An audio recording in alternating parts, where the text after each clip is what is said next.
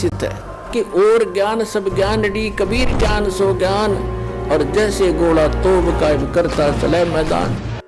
और जो लोग कहते हैं कि संत रामपाल जी हिंदू विरोधी हैं, उन्हीं संत रामपाल जी ने ही इन धर्म के ठेकेदारों की लाज बचाई थी और यह सिद्ध किया कि सभी देवी देवता अपनी अपनी शक्ति के आधार पर स्वामी हैं, प्रभु हैं, भगवान हैं, साहब हैं। जैसे हमारे देश में MP, मंत्री, मुख्यमंत्री, प्रधानमंत्री, राष्ट्रपति हैं। अब मंत्री या मुख्यमंत्री को कोई राष्ट्रपति कहे वो व्यक्ति महामूर्ख है, और ज्ञानी और अज्ञानी में यही अंतर है। दोस्तों, वास्तविकता ये है, संत रामपाल जी हिंदू विरोधी नहीं हैं।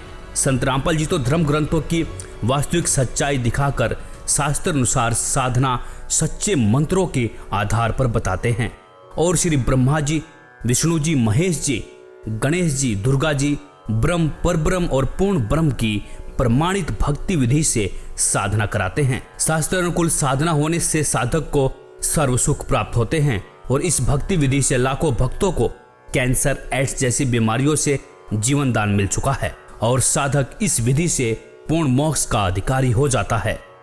अब हम प्रमाणित करके दिखाएंगे कि ब्रह्मा, विष्णु, महेश की उत्पत्ति कैसे हुई, माता दुर्गा और ब्रह्म का क्या संबंध है, और सर्वोच्च परमात्मा कौन है, पूर्ण मोक्ष मार्ग और प्रमाणित भक्ति विधि क्या है। प्रकाशित केवल हिंदी वाली में ब्रह्मा जी बता रहे हैं अपने पुत्र नारद को, ये संस्कृत शिवपुराण पृष्ठ 98 पे है।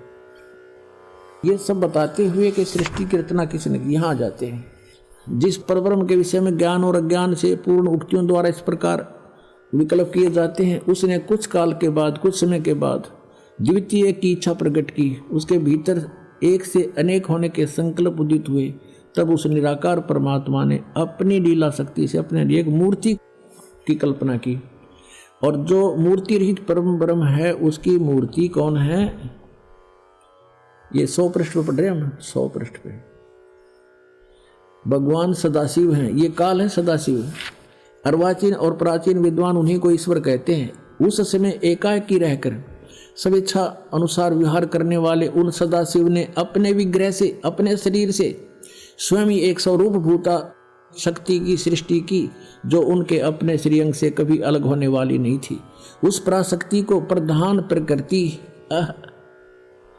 प्रकृति भी कहते हैं। उस दुर्गा को गुणवती, माया, बुद्धि, तत्व की जननी और विकार रहित बताया गया है। वह शक्ति अंबिका कही गई है, उसी को प्रकृति दोबारा फिर कहा है। प्रकृति सर्वेश्वरी और त्रिदेव जननी नित्या और मूल कारण भी कहते हैं। सदाशिव द्वारा प्रकट की गई उस प्रकृति के 8 भुजाएं, ये प्रकृति दुर्गा को कहते हैं। कति स्पष्ट हो गया। वे जो सदाशिव हैं उन्हें परम पुरुष शिव, शंभु और महेश्वर कहते हैं। 101 पृष्ठ पर हम चल रहे हैं, रुद्र संहिता, गीता प्रेस, गोरखपुर से प्रकाशित। वे अपने सारे अंगों पर भस्म रमाए रहते हैं।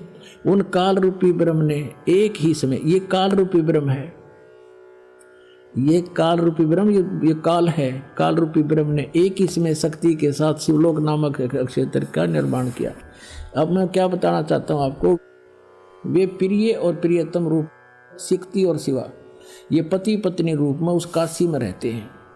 देवर से एक समय उस आनंद मन में रमण करते हुए शिवा और शिव के मन में यह इच्छा हुई कि किसी दूसरे की पुरुष की भी सृष्टि करनी चाहिए, जिस पर यह सृष्टि संचालन का महान भार रखकर हम दोनों केवल काशी में रहकर स्वेच्छा अनुसार विचरे और निर्वाण धारण करें। शिव बोले, वत्स, व्यापक होने से तुम्हारा विष्णु नाम विख्यात हुआ। भगवान ब्रह्मा जी कहते हैं, देवर से तत्पश्चात कल्याणकारी परमेश्वर सांब सदाशिव ने पूर्वोत्तर प्रयत्न करके मुझे अपने दाहिने अंग से उत्पन्न किया। जिस प्रकार विष्णु किया वैसे मैं किया, मेरा बेहोश कर दिया। पुण्यात्माओं, ये स्पष्ट हो गया कि दुर्गा को प्रकृति कहते हैं। श्रीमद् देवी भागवत सचित्र मोटा टाइप, केवल हिंदी, गीता प्रेस, गोरखपुर। इसके तीसरे स्कंद में 123 पृष्ठ पे है।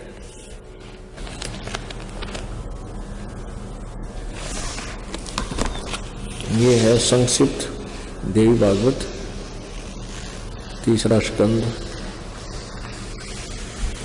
पृष्ठ 123 पृष्ठ, यहां से शुरू करते हैं।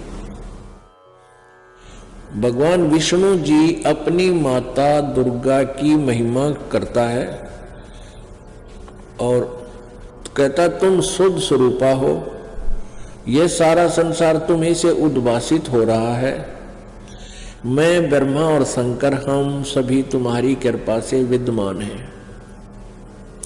हमारा आविर्भाव बिन जन्म, तिरोभाव बिन मृत्यु हुआ करता है। हमारा तो जन्म और मृत्यु, आविर्भाव और तिरोभाव होता है, अर्थात हम अविनाशी नहीं हैं। केवल तुम ही नित्य हो, तुम ही अविनाशी हो, जगत जननी हो, प्रकृति और सनातनी देवी हो। ये प्रकृति भी दुर्गा को ही कहते हैं। अब यहां देखिएगा, भगवान शंकर बोले,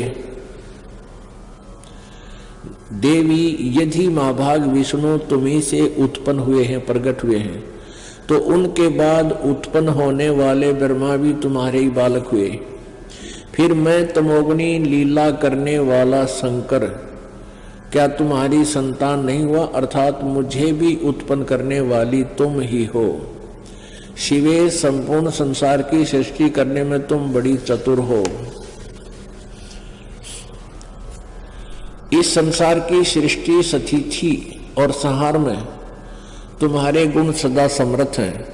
उन्हीं तीनों गुणों से उत्पन्न हम ब्रह्मा, विष्णु एवं शंकर, यानी रजगुण ब्रह्मा, सतगुण विष्णु, तमगुण शिव जी शंकर नियमानुसार कार्य में तत्पर रहते हैं। देखिएगा, अब इसके हम फिर आते हैं 7वें स्कंद में, और इसमें स्पष्ट लिखा है, गीता जी अध्याय नंबर 7 के श्लोक नंबर 4-5 में इकट्ठा किया है कि मेरी 2 प्रकार की प्रकृति है। एक तो जड़ प्रकृति, ये जड़ प्रकृति, और इससे दूसरी है वो जीव रूपा, यानी यह प्रकृति दुर्गा है मेरी।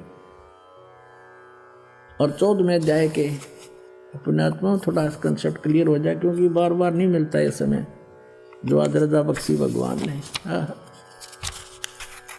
3, 4, 5 में ही देखिएगा, अध्याय नंबर 14 श्रीमद् भगवत गीता, और यहां देखिएगा 3रा श्लोक।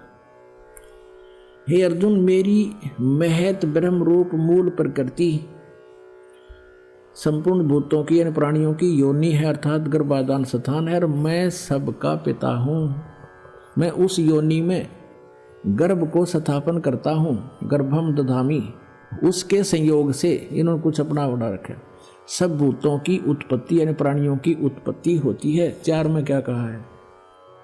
हे अर्जुन, नाना प्रकार की शरीरों में, योनियों में जितने भी मूर्तियां अर्थात शरीरधारी प्राणी उत्पन्न होते हैं, प्रकृति तो उन सब की माता है, गर्भ धारण करने वाली माता, और मैं बीज स्थापन करने वाला पिता हूँ। 5वें में क्या कहा है? हे अर्जुन, सतगुण, रजगुण और तमगुण ये प्रकृति से उत्पन्न, दुर्गा से उत्पन्न, प्रकृति संभवा, रजगुण ब्रह्मा, सतगुण विष्णु, तमगुण शिव जी, दुर्गा से उत्पन्न तीनों गुण अविनाशी जीव आत्मा को शरीर में बांधते हैं। ये कहेंगे तो ये रोक रहे हैं तीनों, ब्रह्मा विष्णु महेश कर्मानुसार, और परमात्मा कहते नहीं, ये 500 मिलकर प्रपंच बना रखा है, हमारी बात को समझ लेना, इनकी बातों में मत आना। अब परमात्मा कहते हैं कि इन 5वां ने मिलकर ब्रह्मा विष्णु महेश माया दुर्गा और ये काल कहिए, इन 5 ने मिलकर ये प्रपंच बना रखा है। वाणी हमारी लइए, हमारे ज्ञान को गहराई से समझना। अब देखते हैं वेदों के अनुसार सृष्टि की रचना और माता दुर्गा, अष्टंगी व ज्योति निरंजन ब्रह्म की उत्पत्ति किसने की? 5वां ने मिलकर ब्रह्मा विष्णु महेश माया दुर्गा और ये काल कहिए, इन 5 ने मिलकर ये प्रपंच बना रखा है। वाणी हमारी लइए, हमारे ज्ञान को गहराई से समझना। अब देखते हैं वेदों के अनुसार सृष्टि की रचना और माता दुर्गा, अष्टंगी व ज्योति